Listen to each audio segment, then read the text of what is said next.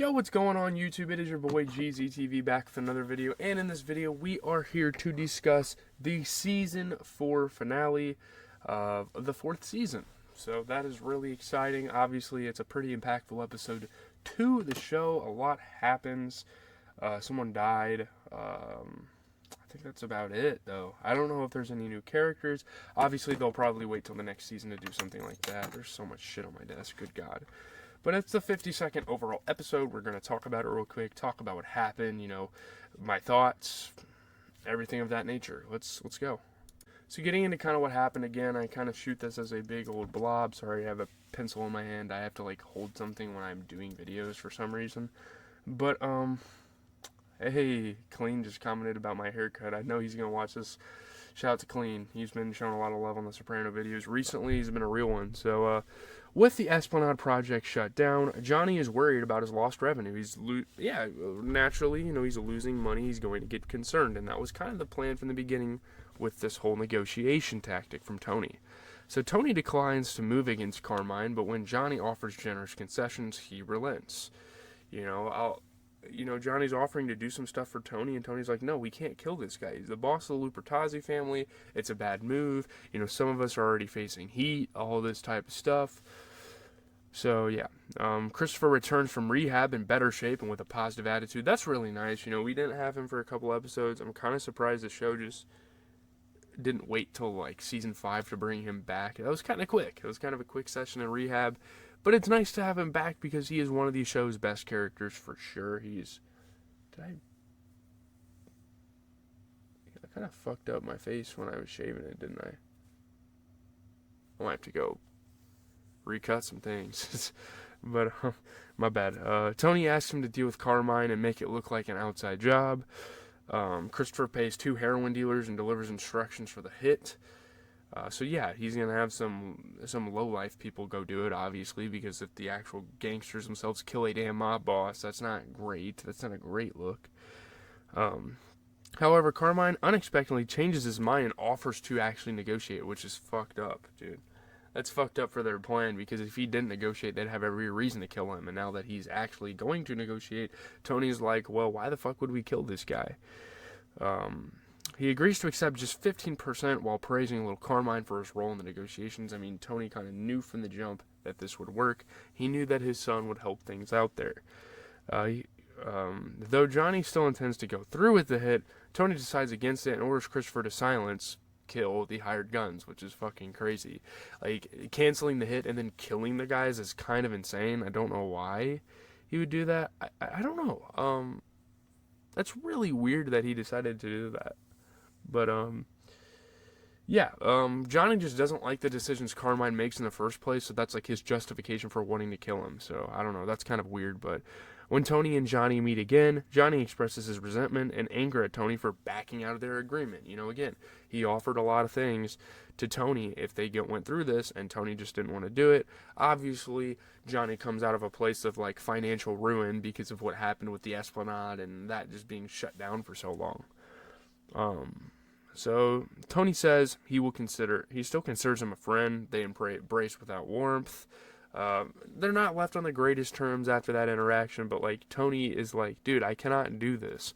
Do you realize the gravity of this all? This is a long episode, by the way, so we're going to be here for a while. But thanks to juror intimidation, Junior is freed following a mistrial, which is great, which is what they were shooting for the whole time. As Bobby and Janice celebrate amorously, Junior, distrusting Janice, finds a pretext to stop them. He doesn't really like this. A lot of people in that family don't really like Janice and how she acts and how she moves, so her getting with Bobby, one of the bigger guys in the family, might be trouble. So Adriana is once again questioned by federal agents after Christopher returned from rehab. How has he been? How did rehab go? Again, acting like they care about her personal life so they can strike her with some questions. You guys know exactly how that goes. That's really bothering me. But, she passes on false information about Ralphie, which she has heard from Christopher. So Tony takes Carmela on a surprise trip to Whitecaps, a house on the Jersey Shore he is thinking of buying. At first hesitant, Carmela is eventually delighted. She and Tony walk on the beach and kiss, and things Things very quickly take a turn for the worse, though. Tony meets the house owner, Alan Sapinsley, an attorney, and offers cash in the shortest possible time allowed by law. Sapinsley calls the current buyer, who is having difficulty obtaining a mortgage, and threatens and negotiates his way out of their contract. It's kind of a savage, honestly. Like, people in these higher up businesses, especially attorneys and, real estate agents, they want the fucking bread as soon as possible. So Tony offered to give him $200,000 cash. Yeah, it's crazy, dude. And he just quickly took it. So Irina drunk dials Carmela, again, under the influence. She wouldn't do this if she was sober because she doesn't want to fuck with Tony anymore. She brags about Tony's relation with her and tells her he also had sex with Svetlana, which is crazy. I mean, it's nice that she actually told Carmela about this because Tony has been super obscure about it for a little while. So yeah, you can be mad at this girl, but she's kind of bragging about it, but at the same time, Carmela needed to know this. You have to be faithful in a relationship, and the fact that Tony has been concealing this for so long, yeah, it takes a turn for the worse, and now their relationship is in fucking shambles. This causes Carmela extreme distress, and when Tony returns home, she is hurling his possessions from an upstairs window. He comes up the driveway, runs over his golf clubs that she threw out there. She's going crazy, man. And yeah, you want to be on Tony's side in this, and yeah, Tony's the main character, and it's kind of like that whole thing with Walter White and Breaking Bad, but no, you can't be on his side on this, So she tells Tony that he has embarrassed her for years with his infidelity and tells him to leave the house, while Tony retorts that she stole the cash he had hidden in the bird seat. So yeah, I mean that was kind of her revenge plot, though. That's kind of what she was doing to get back at him for all these unfaithful affairs and stuff. So he goes to Irina's home and finds Svetlana, who explains that soon after Tony humiliated Zelman in front of Irina, their relationship ended, because he didn't want to be seen with this girl anymore, or whatever, obviously. I mean, Tony kind of warned him, you picked all the girls in New Jersey to fuck, and this was the one you chose. You had all of those options. So yeah, that obviously swayed Zelman to, end the relationship. So Tony spends the night at Whitecaps and explains to Sapinsley that he no longer wishes to buy the house, but Sapinsley declines to release him from the contract. They already kind of signed some things. Tony agreed to make the down payment and not take away the deposit, that's a part of a lot of contracts, because obviously Sapinsley wants money. But Meadow argues with her mother about the separation, asking her how she could eat shit from Tony for so many years. How did you just do this? How did you just deal with this? You knew all of this was happening, pretty much. Why would you deal with that? So Tony returns home and becomes violent when Carmela tells him to leave. She threatens to call a lawyer and get a restraining order, which is kind of funny because this is actually Tony's house, so you can be on his side about that. Carmela telling him to leave, it's no, you can't really do that. It's not your house, So AJ helps Tony clear the home theater so that he can stay there. Throws all the shit in the yard, pretty much. He's gonna have to stay away from the house, so he's in there. So, as Tony lies in the pool, Carmela confronts him about a minor annoyance, which escalates into another argument in which she reveals her feelings for Furio. She finally lets loose and finally tells Tony about her relationship with Furio, which is fucked up. Tony kind of laughs it off, yeah, whatever. And there's no reason for him to be that mad because, what the hell, I don't know. Tony, at first incredulous, again becomes violent and almost strikes her, but restrains himself and punches a hole in the wall beside her head. He doesn't want to hit his woman. That's one thing, it's one of the codes. I haven't referenced this in a while, but it's one of those codes in the whole mafia where you don't hit women. You don't do that. It's unacceptable. So he tells Carmela he looked for women with different qualities from her. She retorts that he hardly knew most of the women he slept with. And, she kept bringing up this concept of, what do these women have that I don't? What's going on? What did I do wrong? I work hard around here. I may not have a job, but I take care of the children. I can give good sex occasionally, as crazy as that sounds. And ridiculous, but, yeah. Tony calls Dr. Melfi, but hangs up when she answers.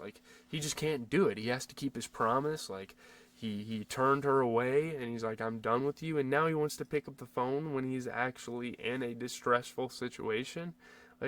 No, he can't do that. He has to be prideful as a man. He has to keep his promise, and that kind of gets in the way of him getting help and getting advice. She tries to call him back, but his number is blocked. Well, yeah. He tells the family he has decided to move out completely. He embraces his children. Meadow cries in her bedroom. They're obviously super fucking upset about this. AJ likes Tony way more than his mother. That's pretty common, obviously. And he doesn't want him to leave, you know. But Tony has to do it. It's for the better of the family. They don't want the children coming home and hearing them fight every night. So yeah, this is the resolution. This is how they're going to solve this. Sappensley calls Tony and tells him that he will release him from the sale, but will keep the $200,000 deposit. Like, no, you can't just fucking do that. If you're gonna release someone from a sale, you have to give their fucking money back. I don't think it's illegal to keep a deposit. I don't know. Maybe not. Maybe I'm wrong. He offers to negotiate, but Tony declines. Benny and little Polly take the speakers out of Tony's home theater, install them on Tony's boat, anchor it just offshore from Sappensley's house, and at lunchtime, play music very loud, which is fucking hilarious. It's Dean Martin, like doing like a live performance. I thought it was hilarious. The Sappensley try to ignore it. At night, they sit peacefully on the studio patio, but the music starts again, which is funny. All the gimmicks, all the crazy shit. So obviously Credenzo Curtis and Stanley Johnson died. Those were the hitmen that were supposed to kill Carmine. They were shot by Benny Fazio and Peter LaRosa and the Meadowlands to ensure their silence about the canceled Carmine hit. You know, they were going to go around and fucking flex this, and you can't do that when you're with like cartel guys. But I know this is a really long review, and I just gotta say, season 4 was pretty good, and this is definitely up there. It was an hour. It was a little over an hour, which is crazy. We haven't got even none of the season finales were even this long, so I thought it was really, really interesting that they decided to go with that. It was entertaining throughout, though, to like wrap up all the stories. I mean, this season was pretty busy, so it's understandable why they made the episode this long. But yeah, really dope stuff. I cannot wait for season 5. I'm probably going to watch the first episode like over the weekend. You guys know how these videos go. You guys know my content schedule, all that stuff. So leave a like, comment, subscribe. As always, it has been your boy GZTV. Really, really dope stuff. Yeah, I don't really have much to say. I like, people are kind of complaining that I didn't give that much of an in-depth review, but I just want to talk about what happened, kind of have discussion points as we go. I think that's kind of the point of this content. But yeah, Tony and Carmella not on good terms. Obviously, Furio is gone from the show. Christopher's back, so that's going to raise some really dope storylines for the next season, I guess. I'm out, guys. Peace.